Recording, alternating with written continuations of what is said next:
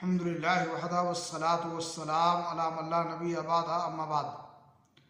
इस्लामी भाइयों, सुन्नत के मुताबिक मस्जिद में दाखिल होने वाले के लिए 2 रकात तहियतुल मस्जिद की पढ़ना है और इसे ज़रूर पढ़ना चाहिए। अल्लाह के नबी जनाब मुहम्मद रसूलुल्लाह सल्लल्लाहु अलैहि वसल्लम ने फरमाया, इदा दखला अहदुकुमुल मस्जिद फला यजलिस हत्ता युसल्ली रकातैन।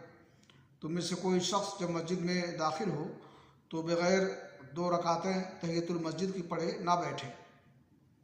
यहाँ तक कि अगर जुमा के दिन दौरान खुतबा आने का इत्तफाक़ हो और इंसान खुतबा के वक्त मस्जिद में दाखिल हो तब भी 2 रकात तहियतुल मस्जिद की पढ़े। सही बुखारी शरीफ की हदीस है, रसूल अकरम सल्लल्लाहु अलैहि वसल्लम ने फरमाया, इदा जा अहदुकुम यौमल जुमआ वल इमाम यख्तुब फलयुसल्ली रकातैन वलियतजव्वज़ फ़ीहिमा।